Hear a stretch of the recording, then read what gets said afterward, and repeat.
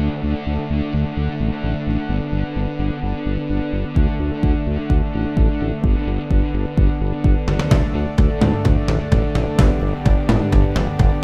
afternoon, Sci-Fi movie nerds, and welcome to another episode of the Nerds Lunch Podcast with Mike.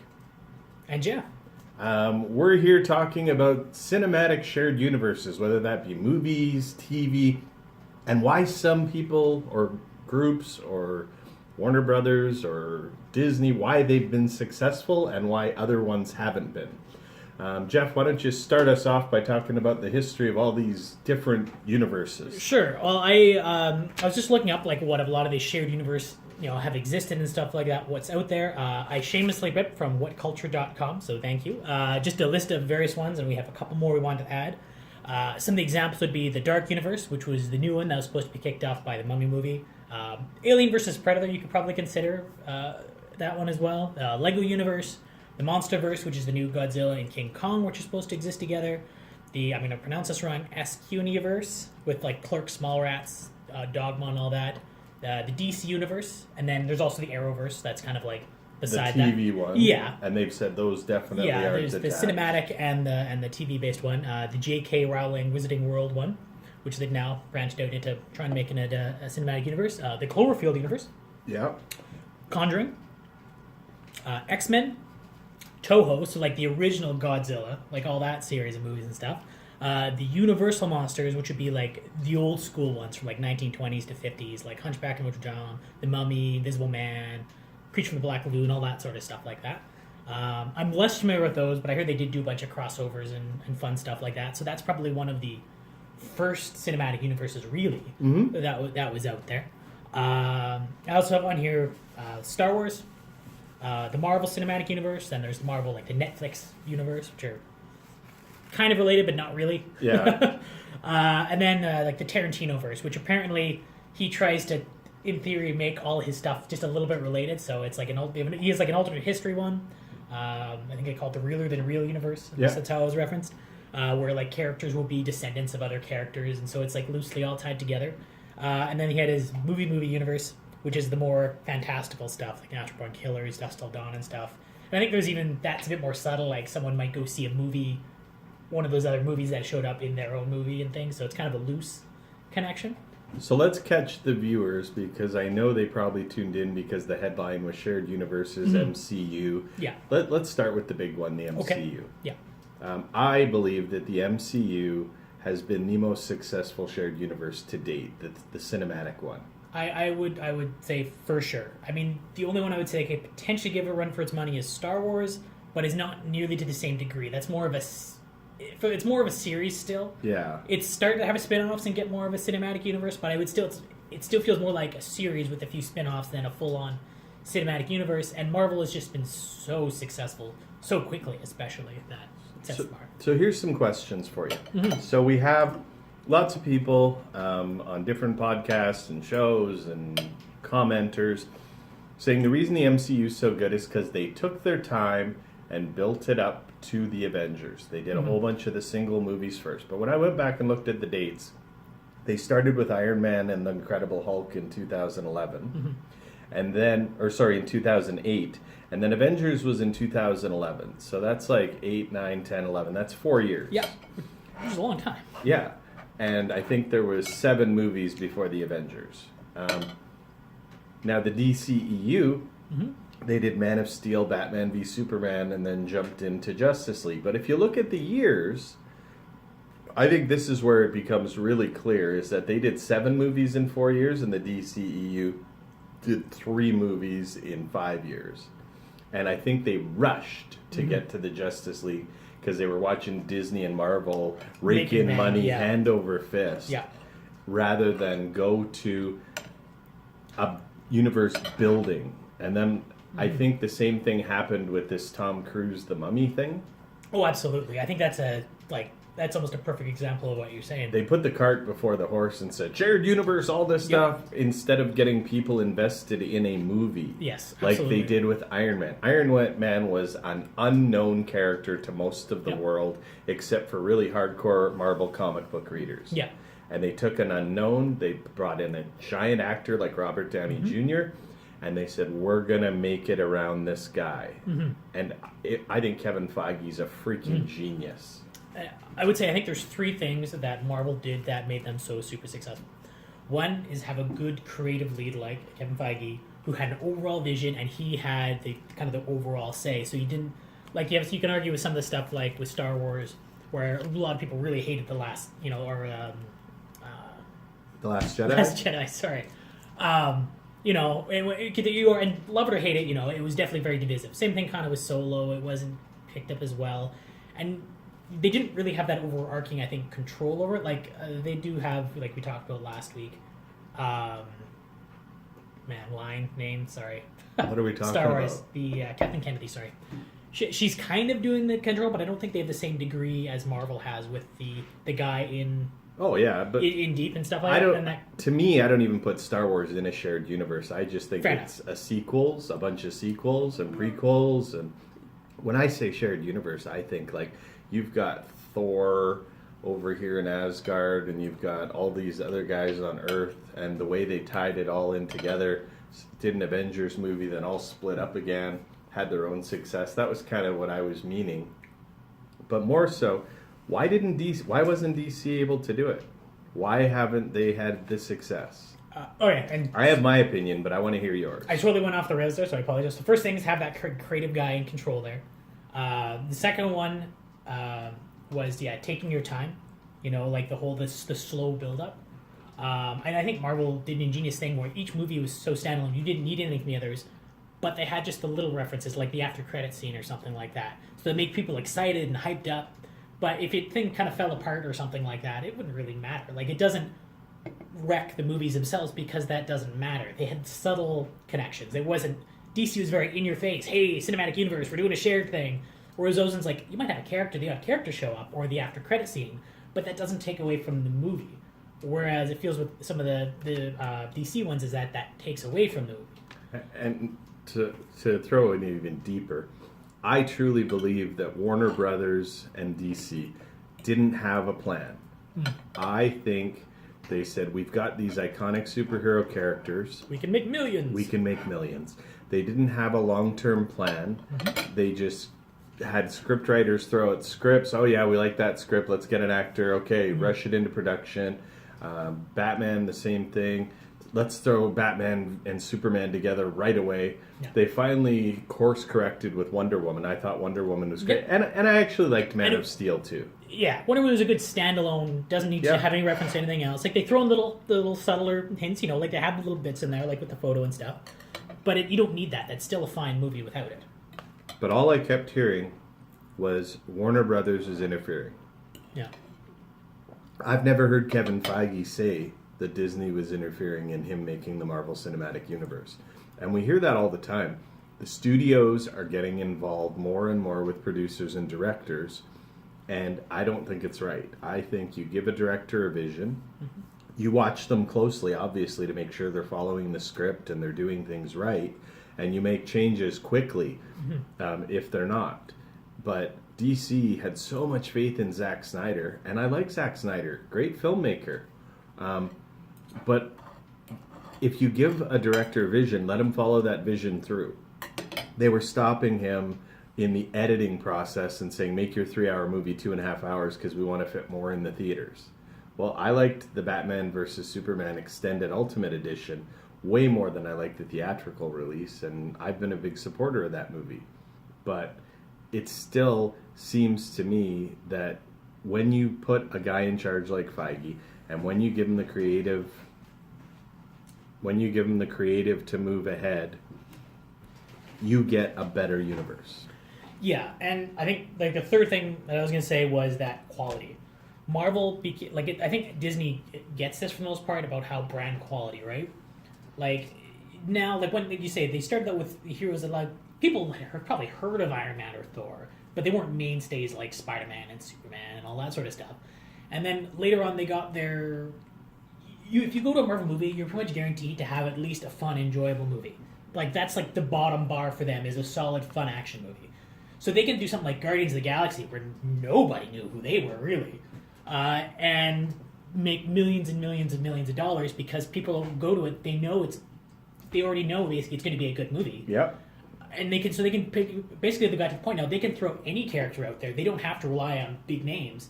They can, like, even Captain Marvel they're putting out, it's like, or Black Panther and stuff like that. Some people have heard of them, but I think your general audience hadn't. But they can use whoever they want now. It doesn't matter who they do. They're way past using their staple of the ones that they still had, at least, of their big characters. It was almost necessity that made them have to use these smaller characters because of them, selling the rights for a lot of the big franchises. But now they're so sustainable now because they don't have to rely on these couple of characters. They can do whatever, and people will probably go to see it because it's been so good. I'd go see any Marvel movie that comes out now from Disney. I didn't like Venom a whole lot from the Sony, but it was okay. But so then here we go. So now there's the Arrowverse on CW with Supergirl, Legends, DC Legends of Tomorrow, Arrow, Flash, and most of them are getting very good critical acclaim. And I like Arrow. I like Flash. Once in a while I watch DC Legends of Universe, and once in a while I watch Supergirl. But for the most part, I've been hooked on Arrow and Flash since the beginning. And why can DC get creative there and have a really successful universe and they can't in the other one? I don't know the answer, and I'm not asking you to solve the world's problems. But if you have some thoughts, I'd love to hear them. Sure, and I haven't watched those ones as much, though I've heard a lot of secondhand about how the big thing seems that is quality is that they're good shows. And it kind of plays into the same thing where you don't have to be a fan of Arrow to enjoy Flash, and you don't have to be a fan of Flash to watch Arrow. They might have the odd crossover thing, and that's what made it exciting. It's the odd touch across, right? But even if you hadn't watched the other one, it's more exciting if you knew it. Oh, yeah. But it's still like, There's cool, there's this other cool action hero that showed up, They stand on their own. That's, I think, the biggest thing, and they're good quality shows that give people what they want. And I think maybe you could argue the DC universe, the cinematic one, that it wasn't as much giving people what they wanted. Yeah. Like the characters were, like Batman killing people and a dark and brooding Superman. That may not have been what people wanted as much. It's not what I wanted. I like the fact that Batman has a code. Yeah. And he doesn't kill people. Yeah. And I like the fact that Superman was the guy who always has the positive outlook and smiling and, saving kittens from the trees. And so they didn't really follow the comic books the way I think they should have. And that's what Marvel does. They follow their comics. Yeah. Change it up a little bit, but they pull the best of all the stories. Yeah, and I was really hoping, and maybe they still, I don't know, with the Superman thing where he's going to start a little darker and then he's going to end at that kind of paragon of justice. But they haven't really, I guess maybe they're trying to go that way. Like I was wondering if they were going to start darker, but then, bring these heroes, like a character arc, bring them to that, the more comic bookish type or whatever. But and I'm sure that was their plan, but they took too long. Yeah, well, like Batman, he's already past that part. Like it seems like this is already he's so jaded he's no longer like that Batman. Well, they said that this takes place after the Nolan Batman trilogy. Is this okay? Like it's not a shared universe, but they say he's in his older final stages of Batman. So I mean, he's not really gonna have a character arc. Like he could go back, but Superman they could still have him develop into the character. I guess it's a little weird for him to revert back, which they could, but he was already there. Well, Chris Reeve said that he was going to die in the next Batman movie, but it doesn't sound like any of that's being made now. Yeah. And now they're DC splintering off onto all these one-offs where they're doing the Joker movie. They're talking about doing a Man of Steel 2, but we don't know if that's happening. The only thing we really know that we're getting a Wonder Woman 2, and we're getting the Aquaman movie in December. And we're getting the Joker standalone. Yeah, and I think part of it kind of shows their lack of overall vision. Where how many Joker movies are there? How many Jokers are there? Like, oh yeah, it's so all over the place. It doesn't feel like. I mean, there's nothing wrong with that per se. But if you're trying to do brand yourself as a cinematic universe, and then you don't have a consistency, that makes it all. It feels like it makes it fall apart a little bit. So here's my take on James Gunn. Okay. I'm not going to talk about what he did in the past. I'm going to talk about what he's doing now. Okay. I don't want to get political with this, but James Gunn did one of arguably the most successful MCU movies out there. Absolutely. Guardians of the Galaxy.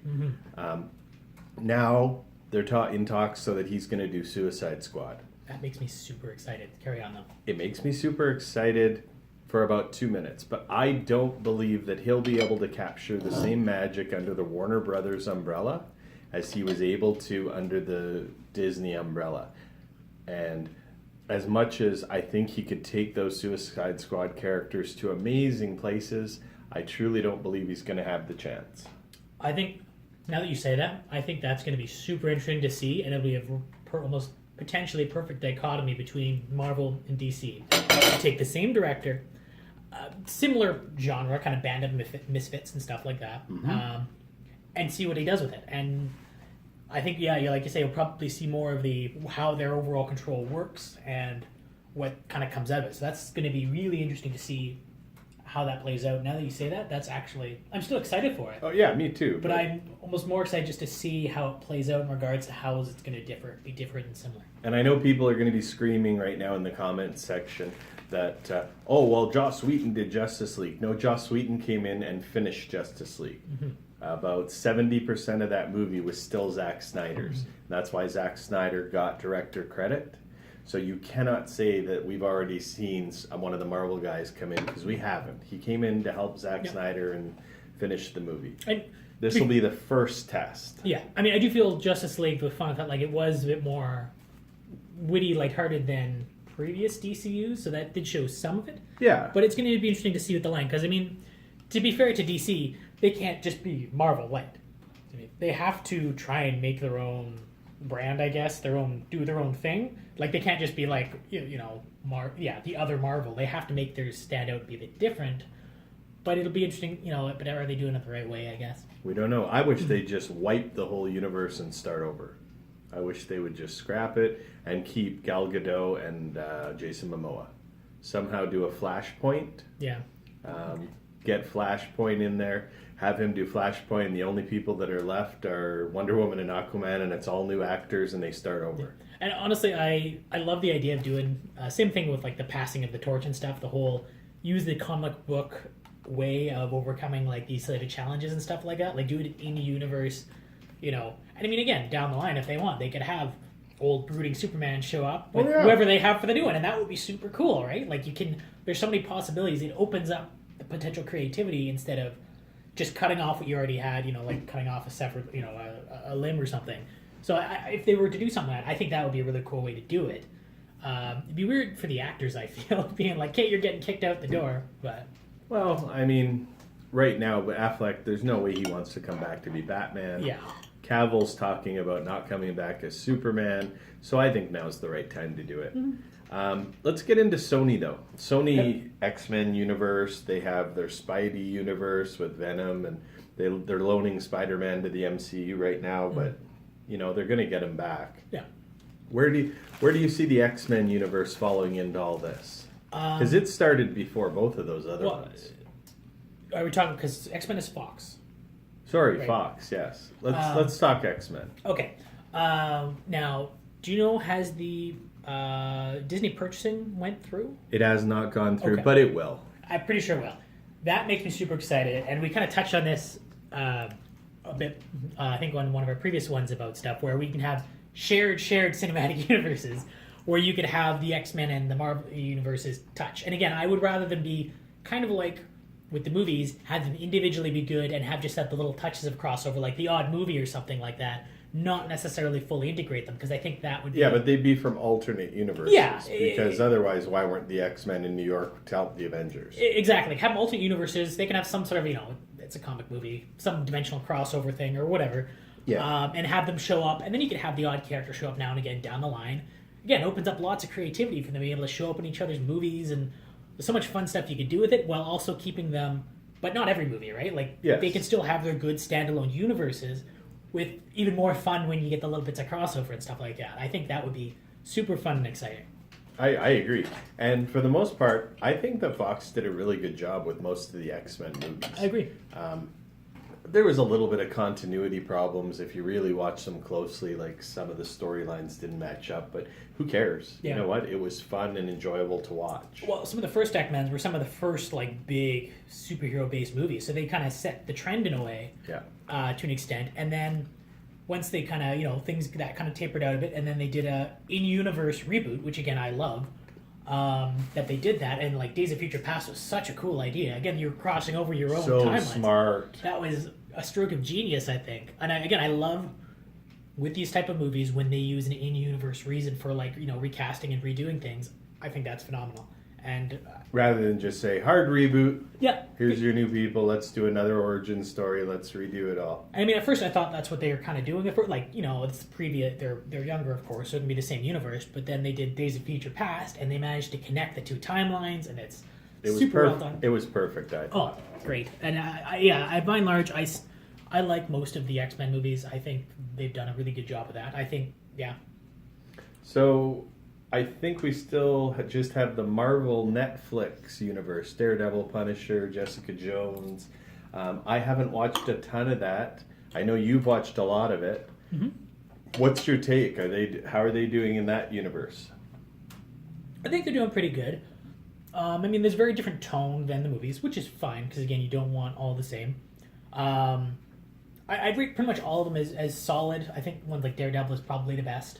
Yeah. In my personal opinion, but I like it's like the crossovers and touches and stuff like that, same thing, and then coming all together with their Defenders, which is their TV Avengers. I thought it was, again, I think they're doing it pretty good because they're trying to make them all fairly standalone. Mm-hmm.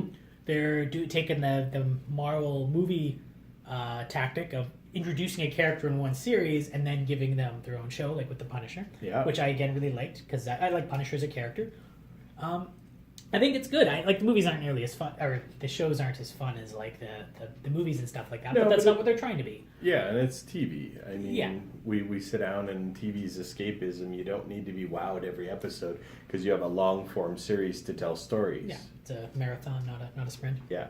But no, I think they've done a pretty solid job. There's been some missteps, and I like some of the series more than others. I think some of the series are targeted, differently, which is totally fine. But they were trying to make them appeal everything to a broad audience, which is fantastic.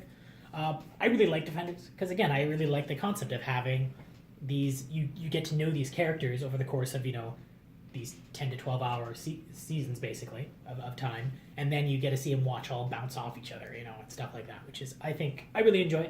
I'm hoping to keep it up. Apparently, I think they said Iron Fist next season is canceled. They're not going to do a third season, but I haven't watched all the second season yet, so I don't know how all it ends. But the character might still exist.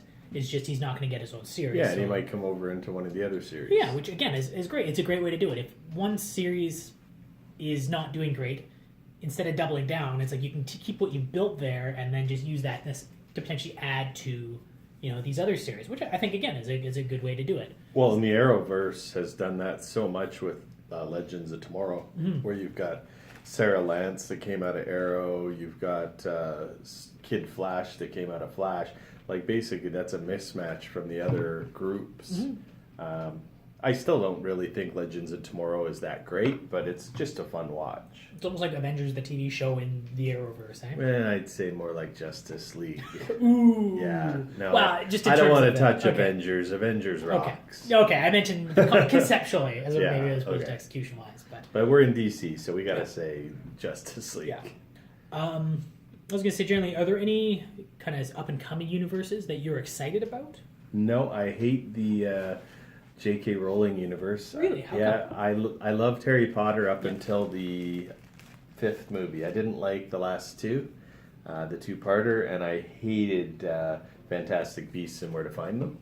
I thought that was just an atrociously horrible movie, insulted cinema goers everywhere. Nice. But that's just my opinion. I always say movies are subjective, and other people might love that movie, and you're not wrong. I'm not saying you're wrong to love it. I'm just saying I don't love it. I found Fantastic Beasts a solidly decent movie, basically. Like, I wasn't blown away by it. I really like the Harry Potter universe, so I like that they're detaching it from the Harry Potter characters and kind of just taking the universe and running to it, because it's one of those ones where I find the universe really interesting. Mm-hmm. She did such a good job with world building. And I'm hoping maybe they won't just do maybe Fantastic Beasts all the time. I'm hoping they'll branch off into other areas and stuff like that, which I think is exciting. I think it's more the potential. I think I'm more excited for that one than maybe the execution so far. I enjoyed Fantastic Beasts. It was a piece. I think I may have enjoyed it more if it was in the old world, like in Europe. I think because it was in the U.S. a little bit, I didn't like that as much. In what way? Is it a particular reason, or? I don't know. It just it didn't speak to me. Okay. That it wasn't it in New York.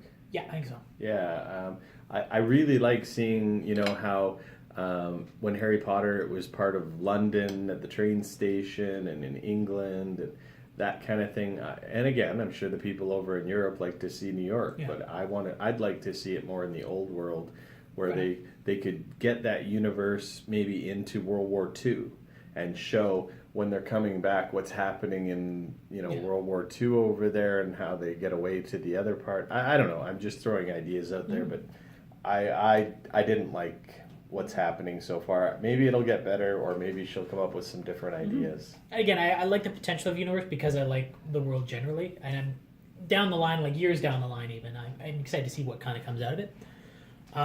One I think I'm kind of somewhat excited for is the Monsterverse. So tell me about that. That's Why the are you one- excited? That is the one that has the new King Kong, the new Godzilla. They've announced the sequel to Godzilla's coming, and eventually they're going to do a King Kong versus Godzilla. So what movies have they done right now? Godzilla and King Kong. Okay, and what did you think of those movies? I liked both of them. Again, they weren't necessarily like mind-blowing amazing, but I like monster movies. Mm-hmm. King Kong especially I liked quite a bit. They were both fun, cool monster movies. I like they stand alone. I like that they used Monarch as the organization to kind of bridge it a little bit without being super overt. I'm very excited to see the next Godzilla. Maybe it'll suck, I don't know, but I haven't seen either of the movies, so Okay. I can't comment. they're fun. They're fun, big monster movies. I enjoyed them. I'm again, it's one of those ones I like the potential of it.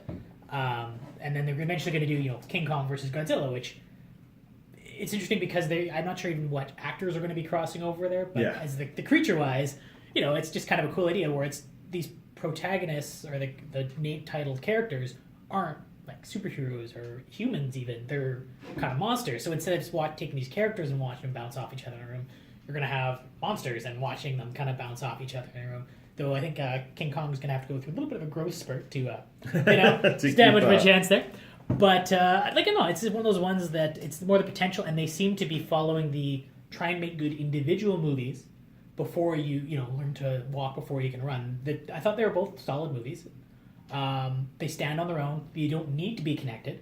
So if they kind of cancel the whole thing, that's fine. You still have a couple of good movies They're that are still stand on good. their own. Yeah, they're still good movies. And I think that's wise because they're individually solid movies that don't need each other, but it'll be fun to see what happens when they do crossover.